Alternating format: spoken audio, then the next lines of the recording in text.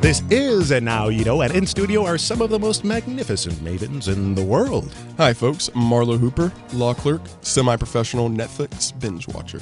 Kevin Bailey, technical recruiter, professional procrastinator, and I will finish the rest of that statement tomorrow. Kathy Prince, actress, and I'm tardy, but I'm ready to party.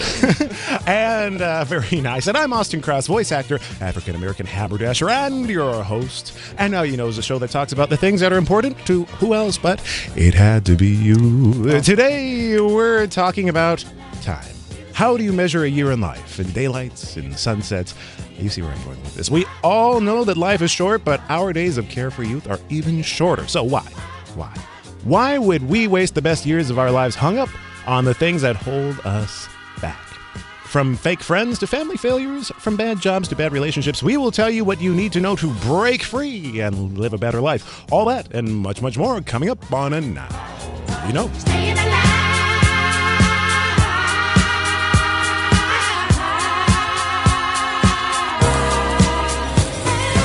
This is And Now You Know, and you can choose many things in life. You can choose what to wear, you can choose where to live, you can choose who you date, but the one thing you can't choose is your family. Yes, for better or for worse, we don't get a say in who gets to raise us, and sometimes parents can weigh you down with emotional baggage that we can wind up carrying well into our adulthood. I want to start off by asking, when a person has a parent or parents who don't really make the grade, it affects a lot in their lives, doesn't it? Absolutely. There was an old Chris Rock joke that said, as a father, your job is one thing: keep your daughter off the pole. Sets the bar very low then, now, doesn't it? Yeah, well, The bar or the pole very low. Well, then I guess my parents succeeded. Oh, well done. Very good. No, I think you made the right decisions, of course. If you don't really have a good family, it can affect the way that you work, the relationships that you find. Have you ever seen those people who just haven't really gotten off the ground for some reason or another? Just growing up, I think we've all kind of had those friends, or we've known of those people that didn't necessarily have a good parenthood. And by all means, that wasn't their fault. But it does have a strikingly strong effect on these people's lives in society, I believe. Of course, we need to go to Cathy on this one. Cathy, your thoughts? I definitely agree. I have been a witness to many a human being in my life that for one reason or another, they just never think that they can rise above what they've been given. And I don't know if that's a parental motivation factor. I don't know if their parents just told them that they weren't ever going to be better than what they are. I know that my parents specifically were very supportive in everything I did. I mean, they were a little bit sad that I wanted to be an actor. Because, that's not an easy life, but they were always telling me to strive for something that I really love. And I mean, there's no hard, drawn-out rule on this. I mean, my parents were very supportive, and if it wasn't for them, I would not be the person I am today. But then again, we hear stories in society about, the homeless girl that goes to Harvard and graduates, versus, the person that we know who has been given everything, 2 loving parents, an awesome house, awesome family, and yet they're not doing much of anything with their lives. Well, I think that's just because it's been handed to them too easily, where they're like, okay, I don't have to work for anything. Whoop, woo. And how long can you blame your parents for your shortcomings? I feel like that's kind of a cop-out. I mean, yes, it's hard for people that have had bad backgrounds and have grown up in bad areas, but there is a certain point and a certain time where you have to go, hey, you know what? All right, no more blame the parents' excuses. I got to be proactive and take measures in for myself. You're one of those people, and I have to say that when I was researching this show, I went to a place called Google, and I searched our topic. What is this Google thing? And I found this article where this guy, he pretty much called it, you're a crybaby if you keep blaming your parents for your life problems. And I think you're taking that road. On the other hand, though, sometimes parents can mean well, but they end up making you too neurotic. They end up really messing you up in the mind. Sure. It comes down to a certain point in which you have to create your own identity away from your parents. And in doing so, find out what it is that you're truly seeking for yourself. Yeah, I mean, it's certainly a struggle for people that have not come from an ideal background and their parents may have hurt them. But at a certain point, you have to break off and create your own identity. But that's hard when you have certain parents that want to interject and pave your life's path for you. Oh, definitely. But there is this great thing called therapy. I mean, and coming from the Midwest, which is where I was born and raised, I mean, when I told my mother I was going to see a therapist because I was like, figuring stuff out, she thought I was having serious problems. Yeah, poor. Yeah. Whereas really it's like, no, really, it's just sort of like looking into me and seeing what I'm Absolutely. doing I and what think works there's and what still some doesn't. sort of social stigma There's- about yeah. seeking therapy. A big for stigma. Definitely. And there's something you got to notice being from a small town. It's that people don't move forward unless they get out of the town. There's this lovely, lovely girl that I grew up with who I am now, 27? But she just finished her undergraduate degree and she is the same age as me. And she bounced around from school to school, couldn't make up her mind on what she wanted to do, but finally locked into the fact that she wanted to be an educator. So she finished and now she's teaching and it's amazing. But yeah, she's still in my small town. And it is possible to turn your life around. I think one of the interesting things is, of course, not only the people whose lives don't really take off, but once you get a job, those people who stay in that job forever, and it's not even a good job either. It's Starbucks, which, I mean, no offense to the people We who work love for I love Starbucks. Starbucks. I'm drinking Yes. it literally as I speak. You can misspell my name anytime you want. But I mean, there has to be something to be said about people who get so hung up on that job that they can't really move ahead because I think they second guess themselves a little bit. Hey, if Starbucks is really the thing that you want to do and you enjoy working at Starbucks and that makes you feel complete as a person, then there's no problem with that. I think the bigger issue is being stuck in a job That you don't like. That you don't doesn't like. fulfill you. and you just do it just because it's easy. Now, Kevin, you do this sort of thing for a living and you help people kind of find their dream jobs. What are people not doing? People are not calling me enough Okay. to help me help them Obvious. help themselves. People get really comfortable in the easiness of just going with the status quo and taking the path of least resistance. But I feel that it is our duty as the millennial generation to dream big, to strive for the unattainable goals, because now is the time to do so. We have more technology than we've ever had before. And I feel like if we aren't all as a collective unit striving for big things in all of our lives, it perpetuates that negative stereotype that the millennials are lazy and that we don't do anything, we're entitled. When I think of people not necessarily striving for all that they can be, it looks bad on our entire generation. That's a pretty bold statement, but No pressure. None no at pressure at all. Well, I also think it's difficult because there are so many people that aren't millennials that don't know that the type of work that we do now isn't necessarily tangible. It's no longer me being a steel worker or, Yes. building cars, and God bless those of you that do. But it's one of those things where it's like if they can't measure it and see it coming to fruition, they don't It can be taken associate as a it. lack of Yeah, productivity. exactly. I can see that as well. You're so very right. And because of that, of course, people look at this generation. They say, you guys just aren't trying hard enough. Thank you, Marlow, for actually holding it down for us. That also seems, just going to say, like a lot of pressure. Like you're going to walk up to somebody who's working a retail job. You're not Hey, what? trying hard enough. Try for all of us. Get to Fold that work. shirt. Excellent. Well, when we come back, what do you do when you find yourself caught in a bad romance? And hey, now's a good time to check us out on the web. Find us on Facebook at facebook.com/and now you know radio. That's facebook.com/and now you know radio. We'll be back. Living sin 10 years ago on this day in Hampshire.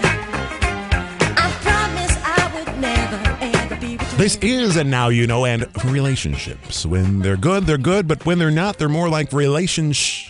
Well, Austin Cross, Marlow Hooper, Kevin Bailey, and Cathy Prince in the studio right now. And relationships can wind up holding you back almost more than anything. Yeah, having just moved from New York City, there's this whole sort of thing where when you live in a big city and you're paying too expensive rents, you meet someone, you hit it off. About 5 months in, you start having the conversation about, oh, well, maybe we should move in together. Maybe we should, I really like you. I really Sound like a guy think- voice. Yes. Hold on. What was that about? Go ahead. Creative license. You have the conversation where, is it time for us to move in? DTR. Yeah, DTR, I just learned that Yes, you today. did. Yes. For those of you who do not know what DTR is, it's an acronym for define that relationship. When a couple gets to a certain point in limbo, you have to have that DTR moment to define who you are. So it sounds like things move forward very quickly when they really shouldn't. Yes, very quickly. Luckily for some people, it works out. But for, I would say, about 75% of people in big cities especially, it's a move that happens way too soon because you look at it as a convenience thing. You only have to pay one set of bills. Maybe they live in a nicer neighborhood. Maybe, you can cut down your commute. And then you have to sort of reflect and see if that's something that's actually good for the relationship. And when it's convenient, sometimes it just ends up lasting a lot longer than it really should. Yeah, I think 75% or 70. What do you say? 75%. That was a pretty liberal, easy number there.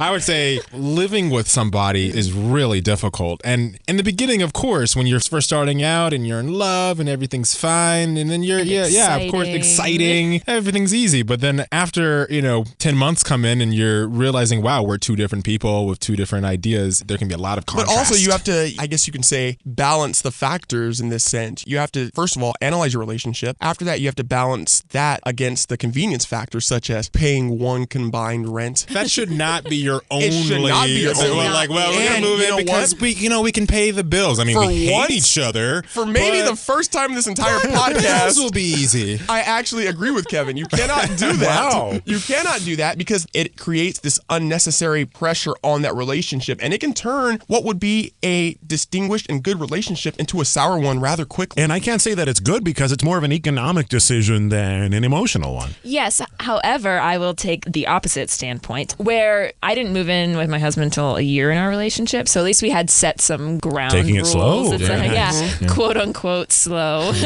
But, I look at those couples who have never lived together before they get married. I just met a girl that I'm working with who is 24, married for a year and a half, and they did not cohabitate until they got married. And she said that their first year of marriage was really hard. Ooh. Whereas my first year of marriage was like amazing. Okay, so in your personal opinion then, since you did take the route of live together first, would you recommend living together first? In my personal opinion, because that is so, desirable. In my personal opinion, I would say at some point before you get married, I would recommend doing it. Whether it's a year in, it's a personal decision, but at some point I think you should try it. Now, on the other side of the table, of course, literally on the other side of this table, there's Marlow. And I know for certain people, especially certain people of religious backgrounds, where that's just not a thing, where most people will not cohabitate before marriage. I can see there's merit to what you're saying because you're making a lifelong commitment to a person. You kind of want to know what you're getting yourself into. Yes. But if you're making a choice by faith and you're choosing not to live with your significant other beforehand, are there any other ways to balance these other factors or to gauge who this person really is without cohabitating together? Well, I think you need some practice because, yes, everyone's beautiful when you're going out to a date, but how does that person look at 6 a.m. in the morning with no makeup or eye crusties and grumpy? You see the whole person when and it's you live even with somebody. A difference of, okay, I'm very clean and you're very neat. My girlfriend and what would does love that mean? And all that sort of stuff. Well, I think for many people, the first real challenge, of course, is finding that right person. And sometimes when they have to work really hard to find that person, they may hold on to it a lot longer. One big thing today, of course, internet dating. A lot of people doing it. You meet somebody that may seem like your perfect match, but let's say they're on the other side of the country and you get into this never-ending long-distance purgatory. Oh, we like each other. We don't know when we're going to get together. And that holds you up, doesn't it? You don't know where it's going. Yeah. I'll see you in 9 months. We'll get married then. We'll always have Paris. In Cathy's life, of course, that works because you're married, but your husband is not here, is he? No, he is still in the Big Apple, and we have been living long distance for 4 months now, and I have seen him in person for 48 hours thanks to a delay from American Airlines, you jerks. Or this podcast has not been brought to you by American Airlines. Should we be thanking American Airlines for allowing you to see your husband for 48 hours? I don't know. There was a 6.5 hour delay. No, but so in terms of dealing long distance, I've found it to be difficult, but also there is something to absence makes the heart grow fonder because, I love my husband so much. It's kind of irrational, but I cannot wait to see him. Not to be the negative Nancy, though, but I'm going to be the negative Nancy, of course. Isn't there a big challenge to it? Thank you, Marlow. Let's sing it again. What is it, Marlow? Negative Nancy. This is our negative Nancy moment brought to you by American Airlines. Well, here's the challenge, of course, is the fact that you spend so much time away from a person that you start to imagine what you think they are, but they might not turn out to be, I told you this was negative, they might not turn out to be the person that you really thought they were. Yes, but to Cathy's credit, I do think a little bit of distance is so nice. I mean, that absence makes the heart grow fonder. Sometimes with my girlfriend, who I absolutely love. Disclaimer. I absolutely love. I can't make that more clear. But man, sometimes I'm like, I just want to miss you. I want to miss you. I want to have some time to be able to miss you. How do you do that if you're living together? Exactly. Exactly. Well, and that until this hiatus from each other, my husband and I had not been apart longer than 4 days. So this is like a big test sort of thing. But in regards to what you just said, to have time to yourselves to do the things that you want to do without the the other, that's how you can get that time to miss someone. And I remember early on in my relationship, there were times where I was like, I don't know who I am, and am I a separate human being at all anymore? I know. But you really have to hold on to like what makes you you and your likes and dislikes, because they might not be the same as your significant others, and that's totally fine. And then you can own that as your time and then come back together and be like, check out what I did. It was awesome. Well, that brings up an interesting point. So would you recommend couples, either married couples or couples in a relationship, would you recommend that they kind of delve into their own passion or hobbies in order to further help strengthen their own individual identity? Absolutely Definitely. not. You should do the same thing all the time with the person and never, ever spend you any met time Kevin? apart. Sarcasm. If you're in a That's real sarcasm. relationship, you'll know what I mean. We need a theme song for sarcasm, Marlow. Do sarcasm. Cathy. Yeah. Yes, definitely. You should have your own interests and likes. And because the most exciting thing in a relationship is to go and experience like a day in wine country with your girlfriend, Sure. and then go and tell your husband all about it. There's a little bit of not like, ooh, I want to make you jealous. I had such a good time. But there is kind of that where it's like, look at the fun things I did and I can tell you about it. And then you can tell me and it's amazing. Is it okay if he takes a trip to wine country with his girlfriends? Yes. Platonic, yes. Wine, good landscape, Define And they, have, sunsets. and they have to be like a 6 or below. The true side is coming out right now. This is the Honest Podcast. I think we would all agree that as important as it is to spend quality time together, it's also important to spend quality time apart. And that wraps up this segment. Now, when we come back, have you ever found yourself in a rut? Well, we have the 5 ways to get out of that rut. That's all coming up on And Now You Know. And hey, check us out on Facebook at facebook.com/And Now You Know Radio. I mean, hey, you're on your computer right now. After all, leave us a comment. Tell us what you like. Tell us what you think. We'll be back with much more And Now You Know after this. Do you like good music? That sweet soul music. Just go to the screaming. Oh yeah, we are here. This is And Now You Know. And hey, if you're ready to make a change, then you've come to the right place. Today, we're talking about the 5 ways to break free. And for number 1, we go to Marlow. Number 1, treat yourself. Now, what does this mean per se? Yo, is that a Y-O? Y-O. Yes. Treat yourself. What this means is doing things that will help you to become the better you ultimately. Whether that is discovering a new passion, whether that is treating yourself to frozen yogurt after a hard day's work, remembering to treat yourself. And this is going to lead to our second point, which is helping others. But I believe before you can help others, you have to learn to treat yourself first. I love treating myself. What do you do to treat yourself? I do frozen yogurt. I think it's really important for everyone to be able to block out time for themselves every single day. Absolutely. My time recently has been eating a lot of cookies, but most of the time it's actually going to the gym. Hey, if it works, if it helps, One if leads to the that's- other. If that's yeah. Yeah, but it's like it's that time that you can take to be by yourself and do something that you want or need to do, because if you put yourself in this like mind space that's really great, you can pay it forward. And there's such a big stigma attached to a person says they're treating themselves or they're going to take care of themselves or be a little bit selfish for themselves. People just see that as very self-centered. No, negative. I love me some me. I Yeah. really I enjoy my own company. I am very happy with myself. I take myself out on dates all the time. too. I love watching a movie by myself. I love binging on YouTube. I love going for walks. Well, what it comes down to as well, and I know all 3 of us, we've all lived in other states, we've all lived in new places. A lot of that comes from, I think, in my personal opinion, having no choice but Yeah. to treat yourself. You did, And yeah. You don't You know learned. anybody. You have to get out and you have to And be delve into new social social and- environments and activities. And I think it's great because you can really analyze who you are. And by figuring out who you are, I think you'll be a better asset to helping others. But why is helping others so important? Once again, we go to Cathy. Oh, hi. Kathy, Surprise. spotlight. Go. It's funny. I just went to another shameless plug, Cafe Gratitude, the other day. I love that place. And I don't know if you've been, but they always sort of ask you a question after they give you the check, and you can either answer it or just sort of self-reflect. And the question the other day was, what are you proudest of? And I took a moment and I self-reflected. That's a word. And I decided that it's actually my most recent proudest moment is that I've been consciously trying to treat other people better. And in doing that, it's just this like positive karma thing. I went to California Pizza Kitchen last night and got pizza because I was treating myself. And I passed this gentleman who was, you know, down and out on his luck. And I was like, do you want the rest of my pizza? He was shocked.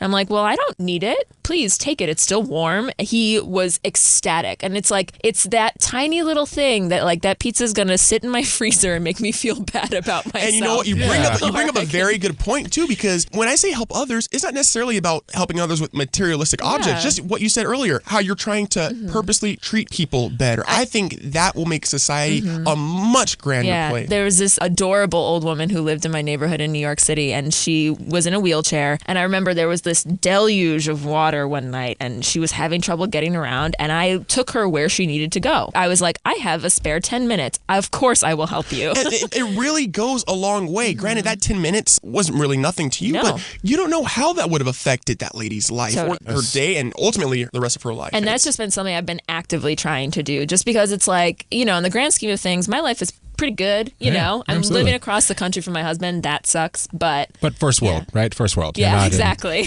Not in famine. You don't have flies running around you. Exactly. And there are so many good things, and naturally, not only do you feel better when you're actually giving yourself, your time, your efforts to people, but you also spend less time thinking about your current situation, and also you learn more about yourself. It's like multifold. Yeah. There's a lot of things happening. Yeah, I think that's really what it comes down to. I don't know if there's such thing as true altruism, because I feel when you're helping others, really deep down, you're helping yourself because it makes you feel better. That's not a bad thing. No. It's not a bad thing at all. But I feel that in order to treat yourself, you have to help others in the process as well. Because if you don't, then it does come off as what Austin stated earlier, as selfish. And what contribution are you really making to the world? That's true. I'm a firm believer that you need to take care of you first, because no one is going to take care of you better than you. And when it comes down to it, I think we're all narcissists. Marlow, I care about you a lot. I really, really do. You're a great friend, but you're not on my mind all the time. I need to eat. What? I need to have water. I'm out of here. I'm done. I'm done with the show. Preposterous. I need to take care of myself. If I can't take care of myself, I can't take care of you. If I'm drowning, I can't save you, Marlow.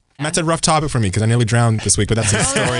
That's a story. That's for another day. Different But go ahead. But there is something too, like you have to have some inward focus before you can send it outward. I certainly think so. This leads to number 3 on our list, which is setting attainable goals. What do you guys have to say about that? I know, Kevin, you work in the corporate recruiting world. What do you have to say about setting attainable goals and realistic goals? That means if you are a janitor, don't think that in 2 weeks you can become an astronaut. But what do you say to the janitor that dreams of being an astronaut? I say, you can have that as a vision, but take small, realistic steps to get there. If you're a janitor, first go to school, study in physics. And I think that's the big part of getting ahead, though, is the fact that you're actually thinking about how you get there. It's not just the what. Yes. It's not just a dream. It's also the steps. Well, I should be doing Tangible this. steps. Yes. Yes. Because then also, I mean, if they're tangible, then they're attainable. And then in that long road to where you want to be, it will also propel you forward, because every little goal that you achieve and you tick off that list, you just feel that much more amazing. Yeah, and I'm a firm, and this is what I do for a living, but I'm a firm believer of career transitioning. You need to pivot towards the next goal. Don't think that you're going to be able to just jump to the next thing. You need to make small, realistic steps to move yourself forward. So if you're a lawyer and your dream is to become a fictional writer, the next J.K. Rowling, maybe start writing technical writing reports and get paid for that. After that technical writing report, then maybe write a fictional book.